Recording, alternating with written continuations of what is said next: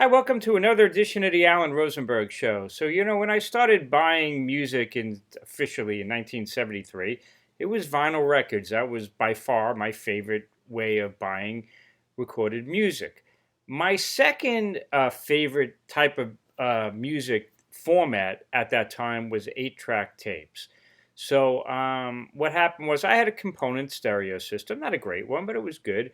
And at some point, I got a Panasonic 8-track player that hooked up to my receiver, and it was able to record. And I used to record on 8-track all the time. I used to record concerts on the radio stations, WLIR, WNEW, WBAB. They would do simulcasts, and I would record them on 8-track. Later on, I transferred them to cassette. Now I actually try to find them on bootleg CD.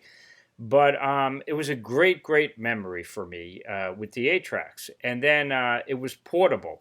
So when I got my first car, a Buick Regal, the first thing I did, I'll never forget it, I went to a local car place. It was called Cartoons.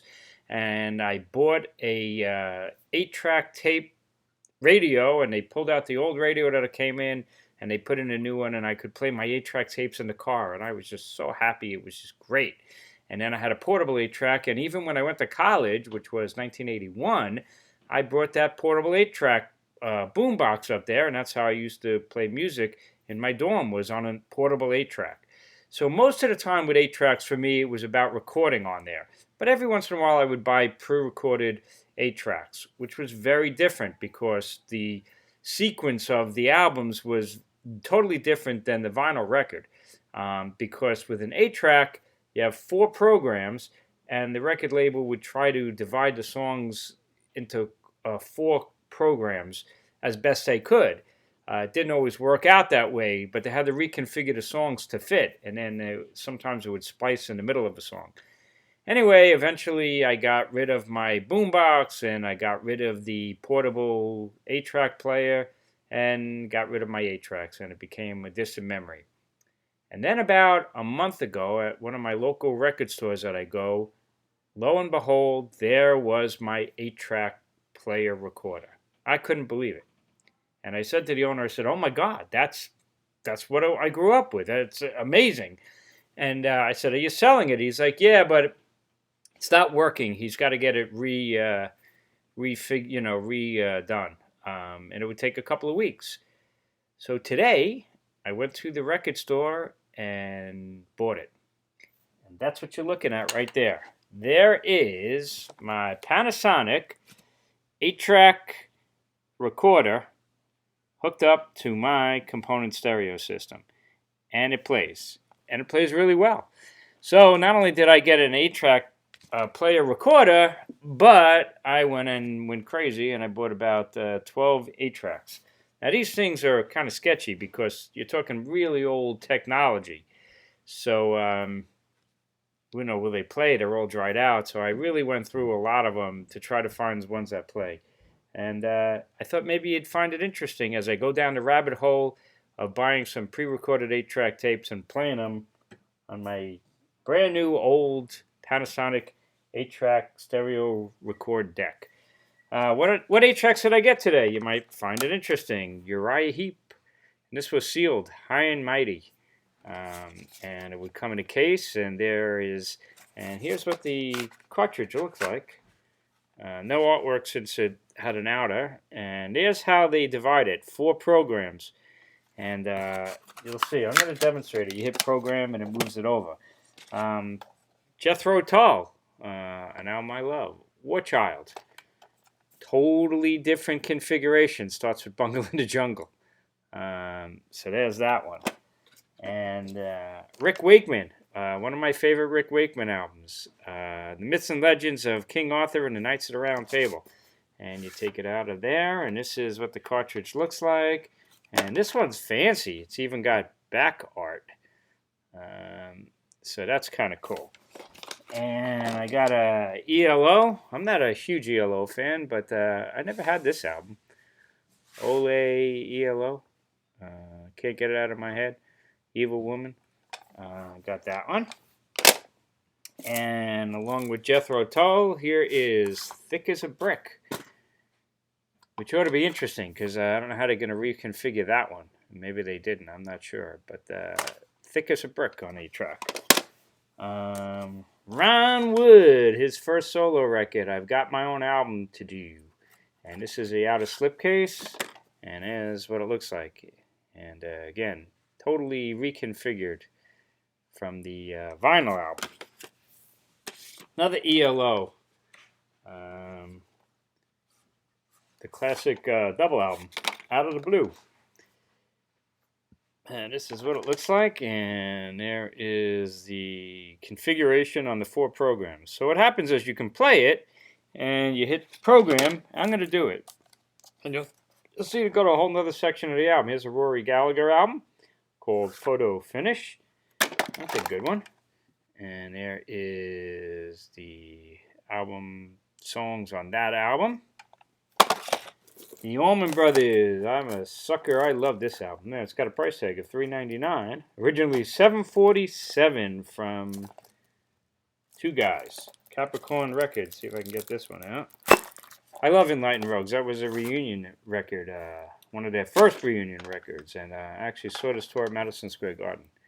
And it's a great album. Again, totally separate. Now you can see how they do that. Sail Away. Part 1, and it fades out and fades back in and clicks into program 2. That's how that works. And I got a Grand Funk Phoenix. This one's kind of a little bit beat up and old. You got to be careful on these. They might not always play. And then I got America Live. And I guess you could $2.99 is the price tag from that. It's still sealed. So it's kind of cool. And last but not least, I found this one. Had a price tag of $3.99. I didn't pay $3.99. This is one of my favorite pep bands that nobody ever heard of. Less Variations. Couldn't believe I found this 8-track Café de Paris. Really good record. And there's the 4 programs, how it works. So, that's what it looks like. See if I could fire this up. So let's do little Jethro Tull, shall we? And I know you're not allowed to play music, but I'll play a bit of it, at least so you could hear what the 8-tracks sound like through my stereo system, War Child. And those are the 4 programs. So let's see if you can see this thing. And I'm going to pop it in. So there's no on and off switch. You just pop it in.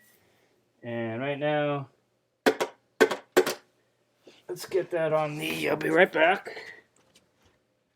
Hang on a second, guys. Get this on there. And I think we got something. Got my pajamas on.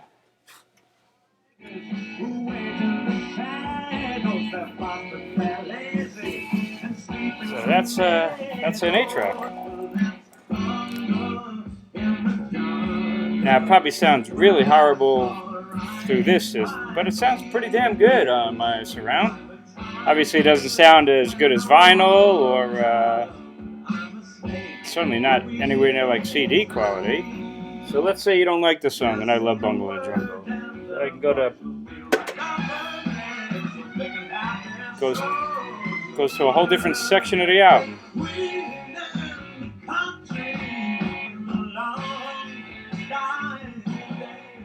Volume control here. Right or left. And let's say you don't like this song. Oh, program 3.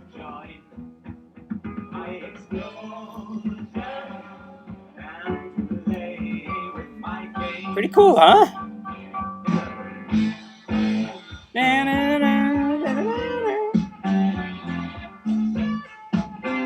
Has a fast forward button, but no reverse on an 8-track.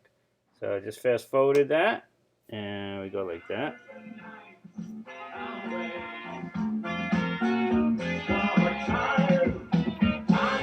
And program 4.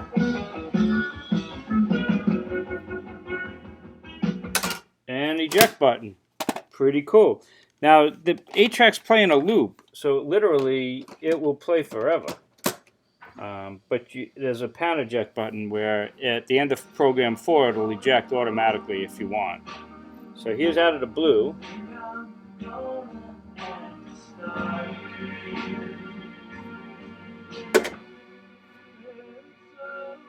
here's your lesson on 8-track tapes. So it's funny, when you get older, all of a sudden you want stuff that you threw out. That's, you know, is 8-tracks ever going to sound as good as CDs?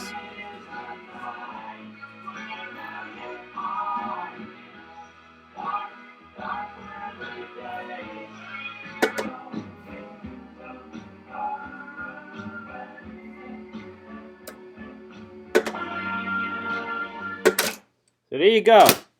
8-tracks. I got 12 of them today, and my player. That's the one I had. Well, the model anyway. And it's back, part of my component stereo system, which you see only a tiny little part of it. People have asked to see my system. I guess kind of looks like that, and it goes around, and I got more. Anyway, maybe one day I'll show it to you guys and my surround system. Anyway, hope you enjoyed that on my haul of 8-track tapes and my 8-track player. And what the hell? Like I said, as you get older, all these things from your childhood all of a sudden take all this extra meaning.